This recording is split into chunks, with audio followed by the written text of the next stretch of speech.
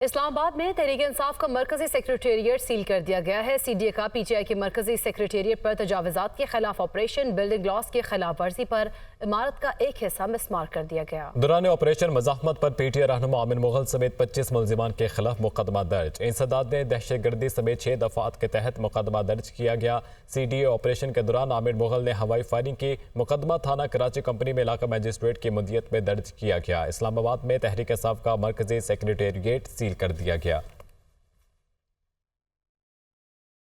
PTI secretariat plot की CDA transfer किए जाने की तफसीलात सामने आ गईं। प्लॉट सरताज नामी शख्स से तहरीक इंसाफ के नाम मुंतकिल हो चुका है। प्लॉट 7 जुलाई 2020 को तहरीक इंसाफ के नाम मुंतकिल हुआ।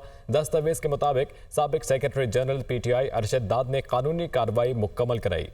ट्रांसफर लेटर पर CDA हुकाम के दस्तखत भी मौजूद हैं। इसी पर बात करेंगे। वकार सैयद हमारे साथ मौजूद हैं। जी वकार, आगाह कीजिएगा, ट्रांसफर लेटर पर अगर दस्तखत मौजूद है तो फिर ये कार्रवाई क्यों की गई है?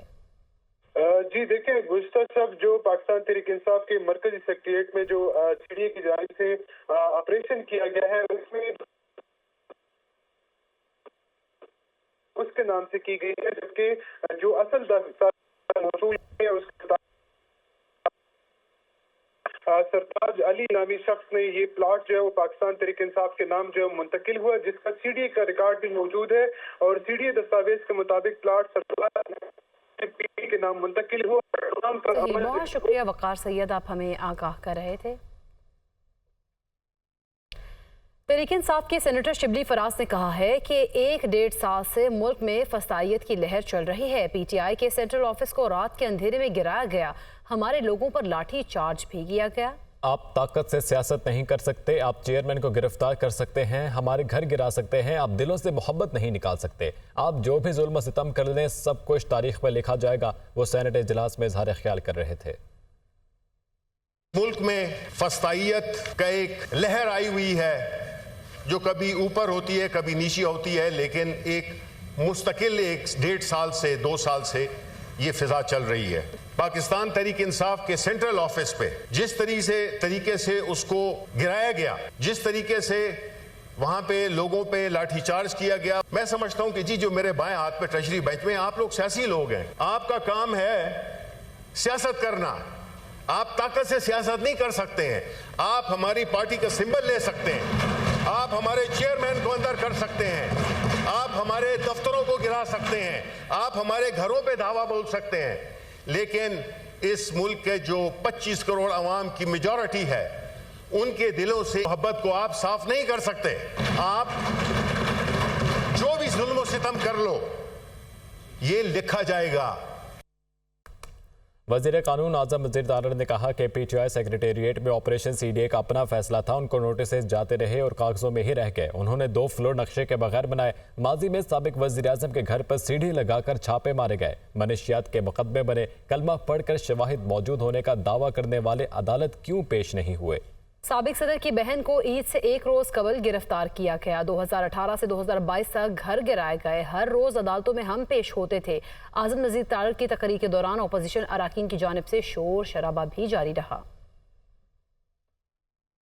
CDA का ये अपना फैसला था, बल्कि इसी ऐवान बाला की जो स्टैंडिंग कमेटी इंटीरियर की जिसके चेयरमैन मोहसिन अजीज़ साहब थे, उन्होंने अपनी कमेटी मीटिंग में CDA को कहा कि आप तजावुज़ात के बारे में अपना काम तेज़ करें। फिर वो नोटिस रिपीट होते रहे। ज़ाहिर है वो एक क्लाउड होता है गवर्नमेंट का, जिसकी वजह से वो नोटिस शायद कागज़ों में ही रह गए।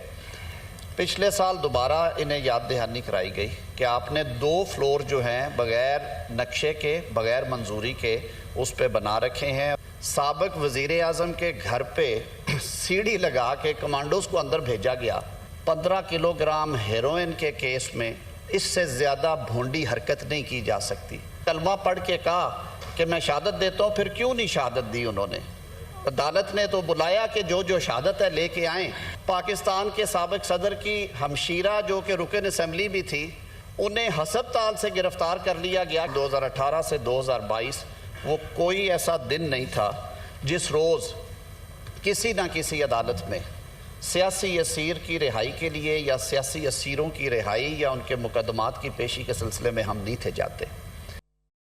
सेनेट में हाउस कमेटी के क़याम की तहरीक मंजूर। कमेटी में काफ लीग का रुकन शामिल नहीं। कामिल अली आगा की जानिब से एतराज़ भी उठाया गया। हाउस कमेटी में सुन्नी इत्तेहाद काउंसिल की नुमाइंदगी नहीं है। सेनेट हाउस कमेटी 8 रुकनी होती है। वजीर कानून आजम मजीद तारर का ऐसा कहना था। हाउस कमेटी के हवाले से मुशावरत नहीं की गई। अपोजिशन की जानिब से शोर शराबा और एहतजाज किया गया। सेनेट में हाउस कमेटी के क़याम की तहरीक मंजूर। कमेटी में काफ लीग का रुकन शामिल नहीं। कामिल अली आगा ने एतराज़ उठाया।